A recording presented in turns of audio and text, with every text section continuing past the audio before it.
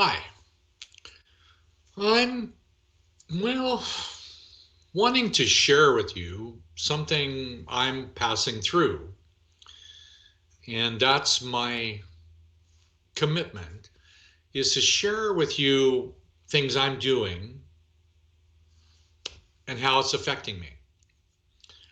The most recent thing has to do with really going through the mother's side of the family since September, 3 months in the autumn.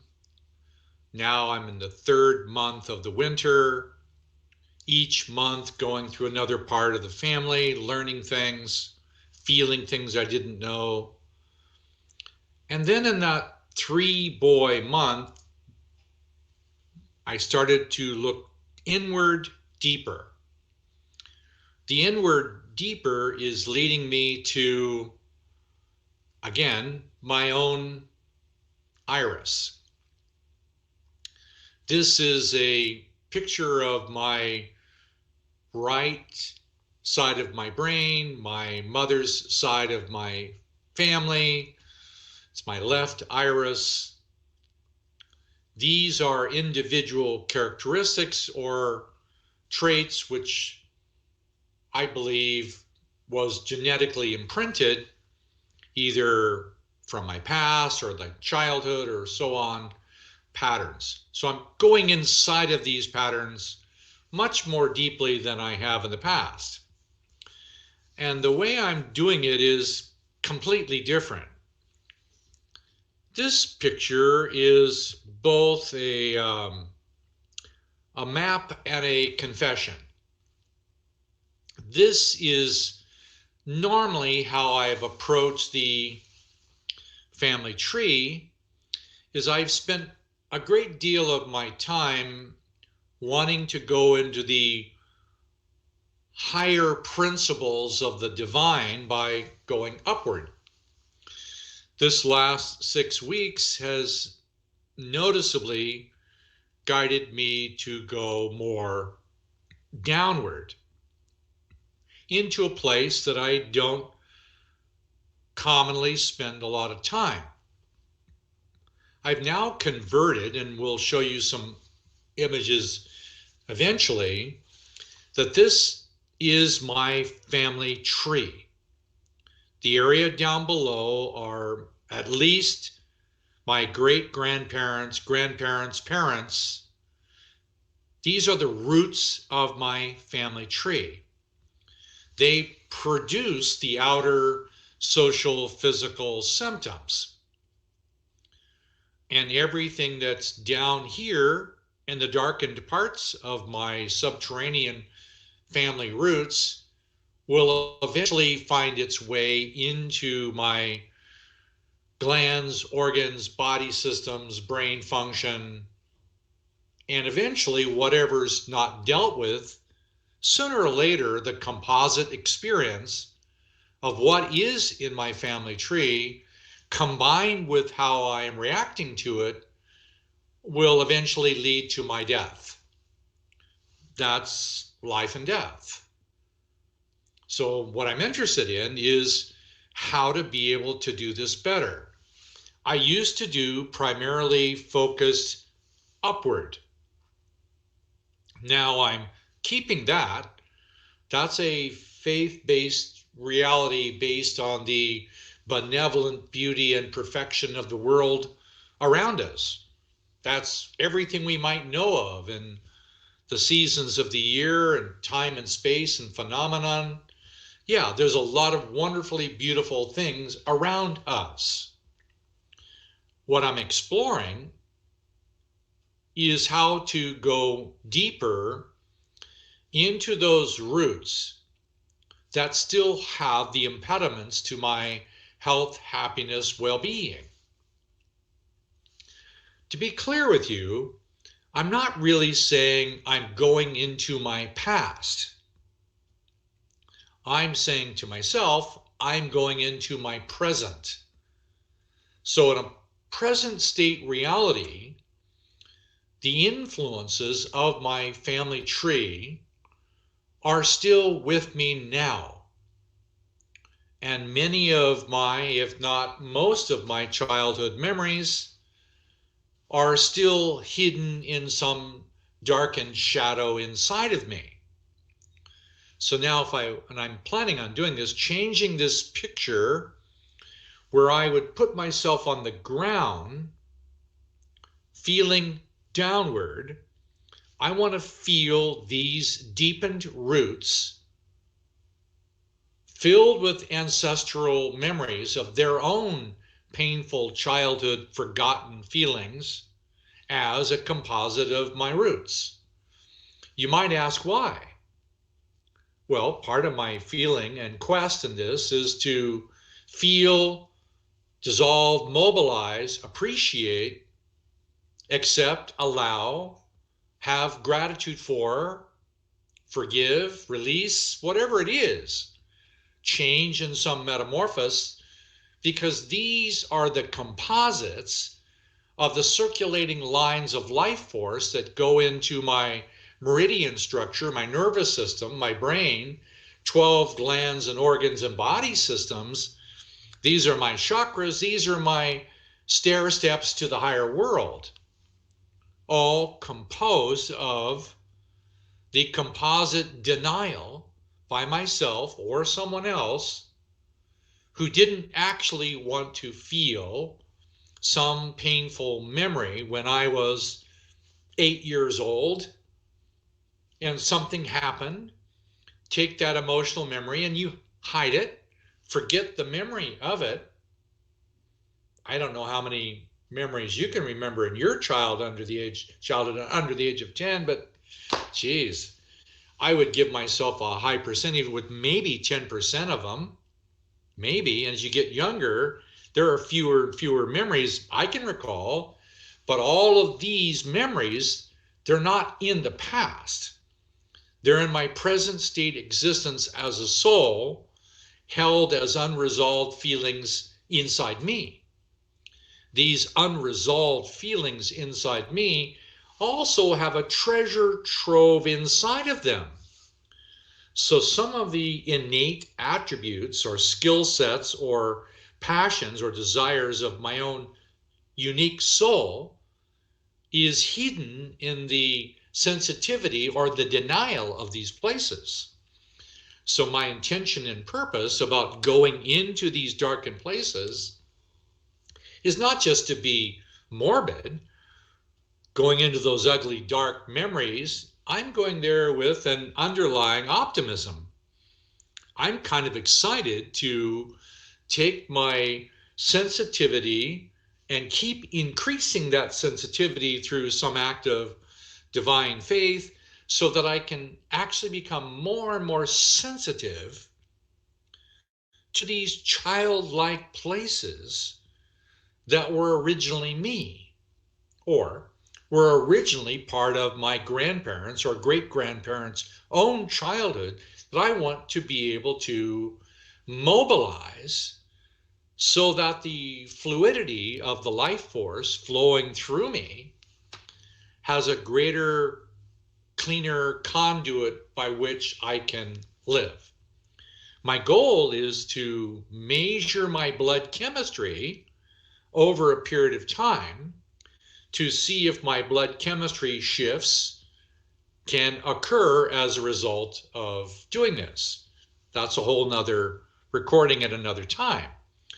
So how am I doing this? I'm starting out with what I would consider to be maybe one of the single most important feelings I need to practice. Thank you. Thankfulness. Going into these realms, thank you. Simple. Thank you for serving me so well. Thank you for all the things known and unknown that have contributed to the support of my existence. Existence in my genome, my epigenome, the existence in my constitution, my actions, my motivations, yes, even my fears, my terrors. Thank you for everything that has been in some form or another deposited here first. Just thank you. And even some sense of compassion for the painful lives that I personally know. My great-grandparents and my grandparents and even my parents, they went through hell in World War One and Two and Korean War, and my grandparents, great-grandparents, Civil War, and on and on and on. Wow, how many generations beyond these physical four, the ones that contribute to my body, how many of the other generations are affecting my mind or psyche? How many other generations am I genuinely influenced by? Am I influenced by the collective consciousness of humanity for the last 1,000 years? Yeah, probably. Since the Romans? Yes. Old Testament, New Testament, whatever it is, am I genuinely influenced by the collective loving and unloving behavior of billions of people in the world in the past? Yeah, probably. Am I currently contributing to the collective consciousness around me? I believe I am. If I'm holding these unloving feelings or pain, suffering, and I'm engaged in a systematic art form of denial, biochemically, mentally, or otherwise, if I'm engaged in, without even knowing it, avoiding the personal opportunity or responsibility to feel all of these frozen parts of my own soul, I don't really want to do that. I want to occupy it. I want to grow into this and feel it. Every one of these fine roots of my social, emotional, physical anatomy and my aspirations to grow in consciousness as a soul, right now I'm focused on this part. And I must confess, I'm rather enjoying it. To go there with this, the softest, sweetest hands I can.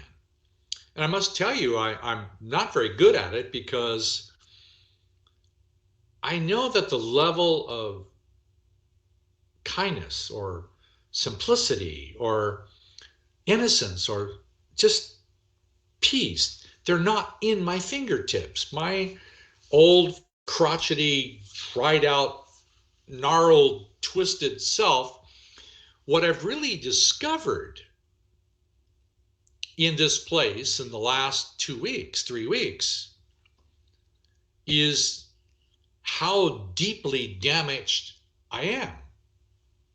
I mean, I'm not perceiving all of it, obviously, but I'm becoming more and more sensitive to the magnitude of the pain inside of me, created by me or others, known or unknown.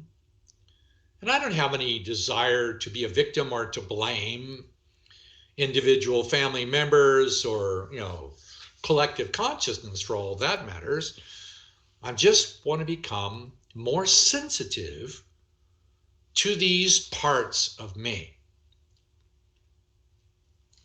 So I'm going there with a faith-based desire to become more caring, more sensitive to all of these individual roots. And sometimes I'll go right down to a particular great-grandmother, like a mother's mother's mother, and spend a moment. Thank you. Just invite the feral animals of fears. That's how I feel about my own damaged, frightened childhood. I lived in an environment of fairly difficult, continuous fear as a child, and many times as an adult. And all of those broken, lost parts of me, to me, are like feral, wounded animals hidden in the shadows.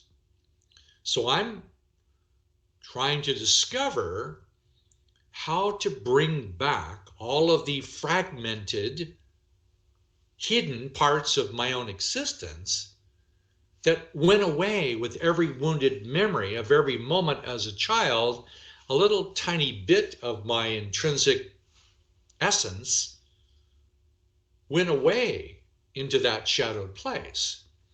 So I'm doing my best to go there with childlike sensitivity and playfulness and ask these little wounded memories to come to me. May take a while, but I have time. But I'm enjoying this process of feeling it. It brings sensitivity, at times it brings emotional layers, makes me pause. I appreciate the sunset a little more, the squirrels, the birds. I want to use that to feel all the roots simultaneously. So I'm learning how to feel all of these major branches or tributaries or roots, rivers of consciousness or life that have their own toxicities, and I want to learn how to feel it, clean it, let them have what's theirs, appreciate what's mine, and then build and nurture the roots, the purpose, the feeling, the passion, the warmth, the awareness, the light, the consciousness, the breath, the air. I want to use the elements of the world around me to feel all of my roots, nurture them, use my intuitive imagination, touch them, open them, breathe into them, mobilize, walk, move, dance, play, laugh, music, and then ask my friends to do it with me so I can use the amplifier of friendship to mobilize my own feelings while sharing with them what I'm going through. Well, I know that sounds simple, kind of is, and I don't know what the outcome's going to be 3 months or 10 months. But right now, I'm not sure what would be better to do. If you know of something that you really feel is the right thing to do, share it, man. I'd really like to know. But for now, this is what I'm doing. Talk to you soon.